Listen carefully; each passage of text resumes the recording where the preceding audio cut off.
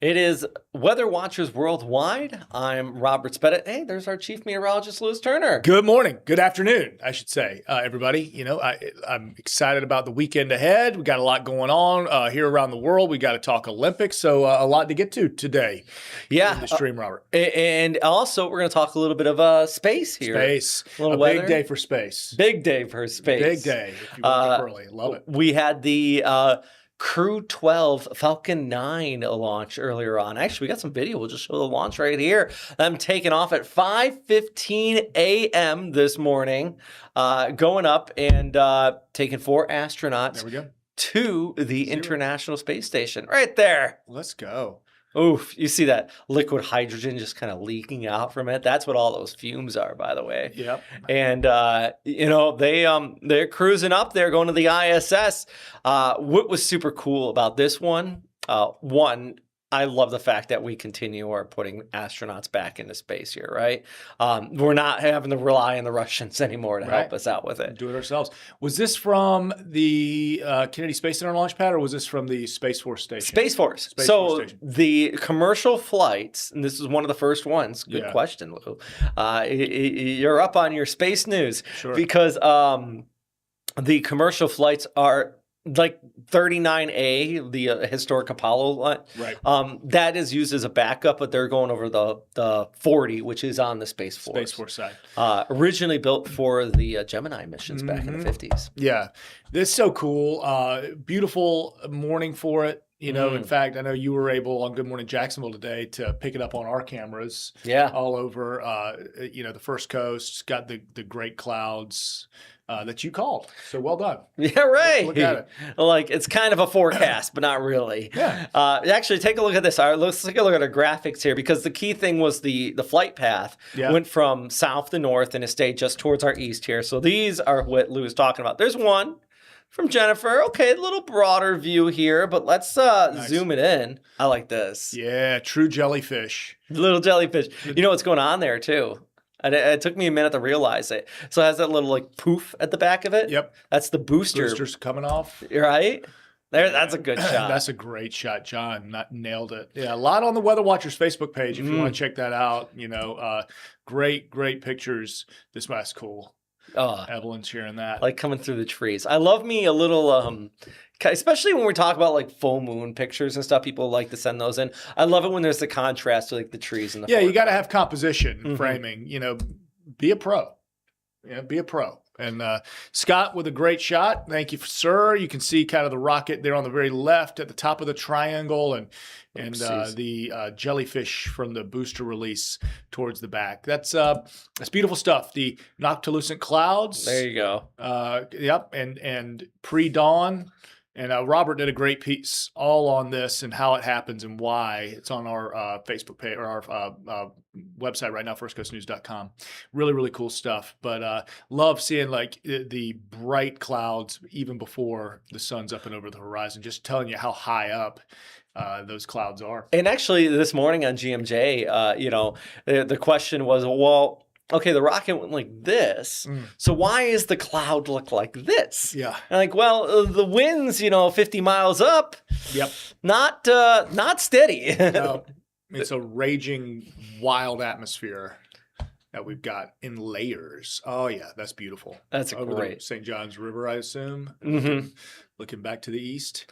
But I love coastal. That you can tell kind of the wind. It went from west. It could start. It's just all over the place. It's a good indicator of what the winds are in the atmosphere, because it's going south to north. They did not make a U-turn, but it almost looks like it's just kind of getting blown off towards the east there. Yep, exactly. Oh, we forgot something. Got to get back to Space Center real quick. Yeah, right there. That's actually what's happening. Okay, stop trying to hide what's going on here, Lou. Some great photos there. Absolutely love it. Our weather watchers just really pulling through here. Hey, let's talk about the Olympics. Actually, I have to fix this. A little L here. It looks like a big old low that started off the West Coast is working its way across the Iberian Peninsula. That's going to be some messy weather this weekend for the Olympics. Yeah, getting some juice from the Mediterranean And, it's interesting, kind of treating the Mediterranean as the moisture feed like we treat the Gulf, right? So when you get these lows coming across the continental area, got to have a source of moisture. The Med does it. And just like we would see in, say, like a Clipper system or a nor'easter moving up our East Coast, and you get, mountain snow, that's exactly what's going to happen here. So rain potentially and maybe icy mix in the lower elevations, but you get up in the Alps and into Cortina and some of the other towns where they're doing where the snow park is, and you're going to get a good dousing of snow over the next few days, and that's a good thing. I mean, obviously visibilities could be an issue, but get good fresh snow, so they're not having to make it themselves. Yeah, and that's what people are asking. Like actually, somebody asked me yesterday. I heard they were making snow, and I'm like, yeah, but they do that. Yeah. Like even like your cold resorts up in the Rockies here, like if you go to Aspen tomorrow and it's sunny out and at night it's clear and cold, they're probably making snow. Yeah. It's just to kind of add that little extra layer, fresh, and then you're going to have the groomers run over it. In Milan, it's 51. I know that sounds warm, but that is a lot of the indoor stuff. The only people that really have to worry is if you're a spectator and you just did up your hair real nice or something. I don't know. Like, that's the basic extent of the worries there. Cortina looking great. Great. Good winter weather. And back to your point of, making snow, we've been kind of had, for lack of a better term, we've been burned by the last 3 even Winter Olympics venues, and I can't go back beyond 3 in my mind. But you're talking about China, Korea, and Russia, warmer. As opposed to some of the older, you remember the Lillehammer, or you remember Calgary or Vancouver or things like that. Though Vancouver, I know some of those sites might have been a little warm, just dealing with the maritime climate. But you kind of draw the analogy. You're going to make snow just to get that fresh layer for the groomers. It's exactly the same as like Zamboni machines, like with the ice. Yeah, it could be just plenty cold in there but you gotta, for competition purposes, you gotta make sure it's smooth. So they're always going in, putting like a thin layer of water back over to refreeze and grooming that. So you gotta make a little bit. I think the bigger issue might be Sunday, actually. Even after the snow ends, wind's gonna pick up. Yep. So that wind chill up there in the mountains for spectators is gonna be rough and brutal. And then you get a little blowing snow. So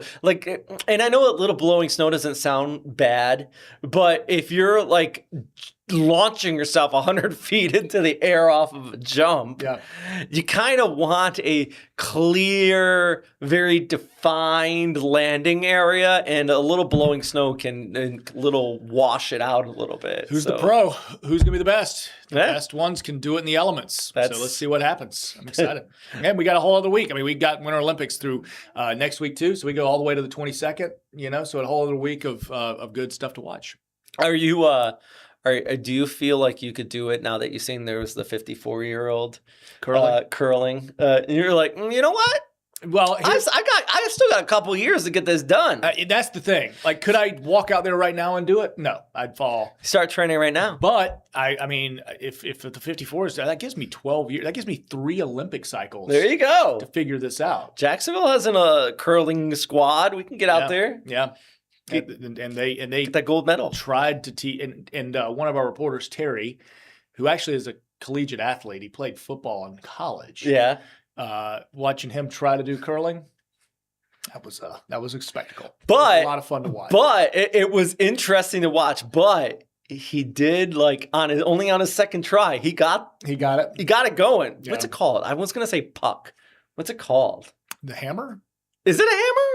Is it or the rock, the stone? Stone sounds more stone, and then you have the hammer. I think is that the broom? The hammer is the term for if you lead off the end.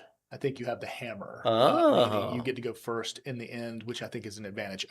Maybe I am reversing that entirely, and my curling people are going. This is first steps getting into Olympics for curling. Every 4 years, knowing exactly what the terms are. Got to know the terms. So step A, so that's one Olympic cycle I'll get. Then the second one, maybe I'll learn to walk on ice, and then the third, I'll actually do it. So yeah, we'll see. Challenge accepted. They have Robert, special shoes out there, don't they? Probably some grippies, little grippies, little more traction. Yeah, absolutely. What are we seeing on the radar there, Robert? Little offshore. Actually, that was a little worrisome earlier on this morning. There were some showers east of the Cape Canaveral for the launch, but it's about 50, 60 miles offshore. The rest of that's just clutter. And, we'll talk about the first coast, though. Today, looking pretty decent. 70, mostly sunny. Sorry, go ahead. Did you see, and this is going to be something that we don't have any sort of graphical backup for. All right. But I just want to talk about it because we talk about clutter. And a lot of times on radar early in the morning, you can see birds leaving their nests. You can see, that the animals, what I mean, kind of fly. I don't know if you caught it, but down towards the Indian River Lagoon last week, it was a massive bird migration. And radar returns, I guess it was the Melbourne radar site, had this bright, looked like what would be severe thunderstorms. Wow. Like this extreme return. And it lined up like identical and parallel to the Indian River Lagoon that essentially runs right parallel to the coast. Do you know what kind of birds it was? It was some sort of migratory species. But one of the Mets out of Orlando was noting this is what we're seeing, this huge. We'll have to go back and what you say. Forgive us, for talking about something we don't have visual representation. But he just mentioned that, and it was awesome. It's on social media, but I'll have to find that and get it in our next. Next week we'll get into Weather Watchers Worldwide. We sometimes see that around our area on those cold mornings where you get what we call refraction, fancy radar word, where the radar beams bend down so you can kind of see it, and it's always cool because you get that it's just out of the middle of nowhere. You just get this poof. Yeah. Comes out of the Okefenokee occasionally. It's pretty cool. Wild stuff. Yeah, when we get off, I'll show Robert, and then Robert can do his magic, and we'll get it on the stream next week, and we'll talk about it. We'll get more into that. It was fascinating. It was very, very cool stuff. I mean, I guess in a sense, it's the same thing as because weather radar we use it for weather, but radar is radar. Yeah. Radar can see planes, so why can't it see a bunch of birds? 100%. Yeah. 100%. All right. Looking through the rest of our afternoon. Very nice. It was a cold start. That's why I'm still in my North Face. Yeah. But the layers, but we're peeling those layers off this afternoon. Yeah. 6:13 sunset, looking kind of good. Yep. I will be out there at Austin tomorrow, emceeing this one. I'm very excited about it. So MC, not run. Not run. I would love to run it, but they want me to, talk and everything. Talk, going to introduce, going to host. So all that good stuff. Host with the most. I'll probably still get a run in, but after this, maybe a little bit after, because I don't know how much good Filipino food I'm going to scarf down. You're going to have a lot. Just be honest. So don't worry about it. You do the run early and then just be done with it. Yeah. Enjoy yourself. But there's, I think Sidney Lanier. This is a good one to train for the gate. The gate. That's a heck of a bridge. And I'm not, and just knowing that the bridge is a part of it. How long do we know what length this is? No, this is the 5K. So this is the 5K. Mm-hmm. All right. So basically you're doing the bridge. You're starting kind of maybe at the Jekyll Causeway entrance. I'm not sure where it starts and finishes, but that's that would be a fun one to do. Beautiful. Oh, I bet it's a good view. I think I would just get a little sick. I don't know. From the incline? Not just, from being up there. Maybe I'm not afraid of heights, but I think I would be. Get a little dizzy. On that bridge, just on the top of it. And then Valentine's Day. Take care of the one you love. Good little walks. I like the walks because it's free. That's what you can do. That's true. You got the plans? Hand in hand. No, we're going to Iceman game. Nothing more romantic. We've got a few families getting together, a few couples that we know, and going to take all our kids to Iceman. Fight each other. Nothing more romantic. Exactly. Hold hands while big brutish dudes punch each other in the head. We do have that front coming through. We've been talking about that extensively. Timing's important with this because of Daytona 500, and they won't go in the rain, even a little bit. But right now we continue to forecast the rain arriving a little later for Daytona. So if things kind of go as scheduled, they go off at 2:30. There's not any massive delays that push the race back by a couple hours, then we should be good.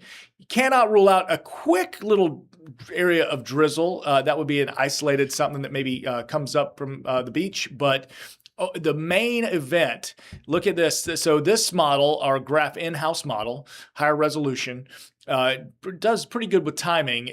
So this is having that main event line, a narrow line, but potential for some thunderstorms within there, maybe some gusty winds as well on the leading edge, about 5, 6 o'clock coming through. And that's speeding up since we were talking yesterday. So this model has things kind of getting through a little bit faster, but still more or less north of Daytona and Volusia County at that 7, 8 o'clock time frame, which is about when things will be wrapping up. And I think even if the 500 is good to go, and let's say that runs just smoothly and it gets done, if you're in Jacksonville, you're going to have to drive back through this. And it is going to be messy. So don't be Daytona 500ing it on I-95, please. Nope. I know people, like, you get done watching that race and you're like, ooh, I want a NASCAR. Yeah. It's like, take it. Just let them enjoy it. You take it easy on the way back. And that's why we have our weather impact alert for Sunday evening. We're going to watch those showers. That thunderstorm potential will be here on First Coast News Plus Sunday. Have the whole crew ready to go, in fact, as that line moves in. So just stream along with us if you're out and about, running around. We'll be keeping you posted. Of course, have the First Coast News app handy so that anything potentially goes severe. We're not thinking, the greatest chances of that. But if you get an isolated severe storm, we'll send that directly to your phone. That way you know where that's going. So we'll be watching. Yeah. Thank you very much, Lou. Yeah, Weather Watchers worldwide, of course, we're always talking about what's going on around the world and locally here, and also, space news. Lou, you were out here just a few days ago at the Kennedy Space Center. Yep. I went out last week, just kind of showing some of the stuff there. It's a great video. Yeah, take a look. Robert gives us a tour from the Kennedy Space Center, things that you can do yourself. So check it out. You're traveling to the Space Coast or just interested in astronomy, this is the place you need to go. Of course, NASA's Kennedy Space Center Visitor Complex. And today we're going to go through and check out all the different exhibits, including get an up-close look at the Artemis spacecraft. Let's go check it out. And even before you enter the gate, the science is already hitting you. The classic clock used for the launches is near the front, and this massive 3D TV in the rockets can be seen right there in the distance. One of the first things you'll see once you come in is, of course, the rocket garden. It's just this whole slew of different rockets from throughout the space age, including a replica, I believe, the Saturn V right there. We're going to come back to this, though. First, we're going to go out and actually see some of the real rockets up close out at the gantry. The Kennedy Space Center is unique compared to other theme parks in that you have the option to get on a bus and go to several different locations versus sitting around in one spot. First, we set off to the gantry at platform 39. On the way, you can see multiple famous locations like Launch Control, the VAB, or the Vehicle Assembly Building, which is the largest building on Earth by volume. And we pass by the Crawler, which is the largest self-powered vehicle on Earth. This is the vehicle that takes the rocket up to the launch pad. It's about 130 feet long, 115 feet wide, and about the size of a baseball infield. So we're here at LC39B. This is the gantry. It's the newest attraction here at the Kennedy Space Center Visitor Complex. And here you can get an up-close view at some of the launch pads, but also they have the whole complex here. All this education on board, including this mocked-up rocket engine here, which in just about 15 minutes is going to be running a test fire. It's going to be interesting.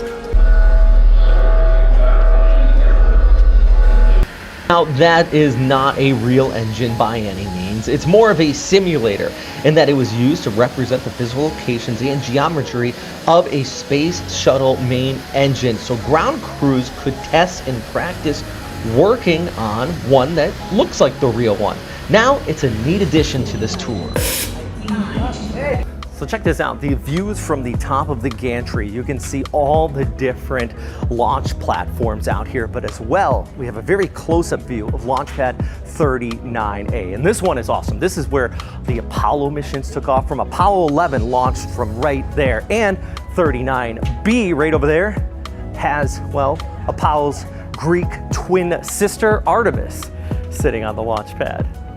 So check this out. You can take this and kind of point it at any of the directions and it'll show you, okay, now we're looking at LC-39A. This is where all the famous Apollo launches took place, including Apollo 11, right from that launch pad. Then we look over here, you can see the other launch pads because there's plenty of them. SLC-40. This is where the rockets were originally built in the 1960s. The Titan program took off there. We can look at some of the other ones, like this one right here. I wonder what that is. 41. That was also built back in the 1960s. This is cool. Also at the gantry, you can stop by the Earth Observation Building. I love this. It's neat to see other people learning about meteorology and climate change, but as a meteorologist, truly appreciate this. One thing that space exploration has given us is the realization that we all live on this little blue ball together, floating in space. This thought is really demonstrated in this photo taken by Voyager at the edge of our solar system. Everything that ever is or ever was with humanity is on that little blue dot there. It's important to take care of it. Now we're back on that bus. And where we're headed next is the Saturn V Center, the building dedicated entirely to the Apollo era and the rocket that was used to make it possible to go land on the moon. You enter the museum and are greeted by the massive Saturn V rocket. This massive rocket hanging from the ceiling is a one-to-one of the ones that went to the moon. In fact, this one is built with all the same hardware. It was just never meant to fly and instead is used as display. Really gives you a sense of scale of this rocket.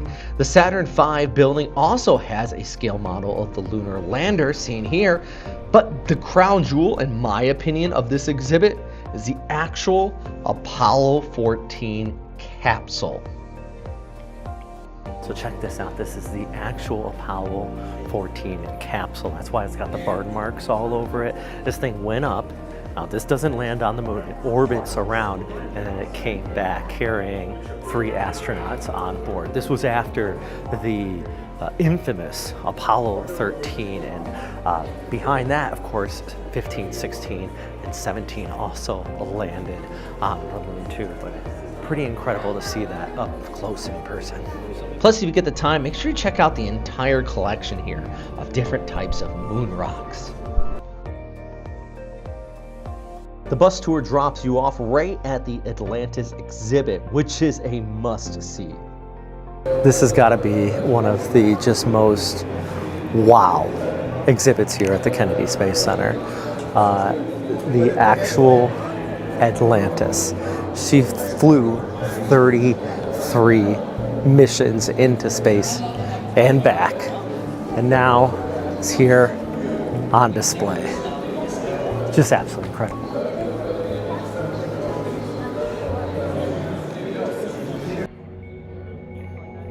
Plus, in the same building, you can find a very moving memorial dedicated to those who lost their lives on the Challenger and Columbia shuttles. The 2 space shuttles were lost in 1986 and 2003, including actual pieces of those spacecraft.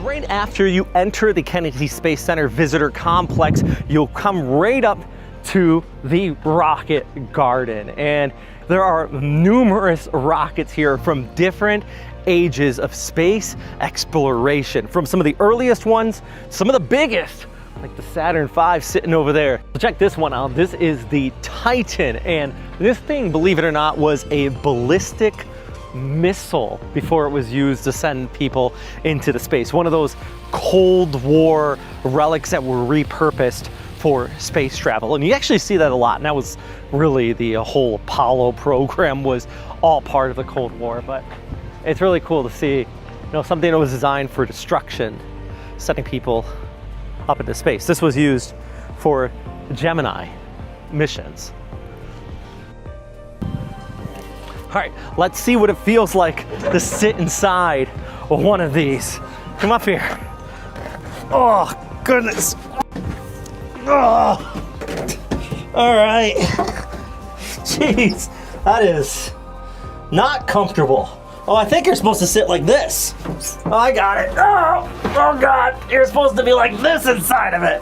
Oh, that makes more sense. Oh God. Oh, here. Okay, there we go. Now I'm ready to go to space.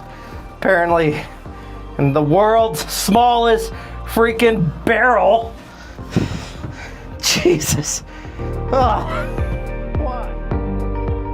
This is all next to the Gateway experience. Lots of activities here. You can test your skills as a pilot or see what it's like to ride in the Blue Origin capsule. A slew of different stations to learn about science and astronomy. And that's what it's all about. Well, I'd give this place a 10 out of a 10. Now, I am a science nerd and I've always loved astronomy and space, but there's just so much educational stuff here. It's a lot of fun and it's so interesting, all the real world stuff that they have here at the Kennedy Space Center complex. The actual rockets and capsules that went onto these missions into space, and then being able to see Artemis and the launch pads up close. Spectacular. I would say give it 2 days. We're here for 1 day, and there's so many other things that we kind of missed out on, all the rides and there at the Gateway, but still, lots of fun. Big thing though is always get out there, keep learning, and keep exploring. I'm meteorologist Robert Speta.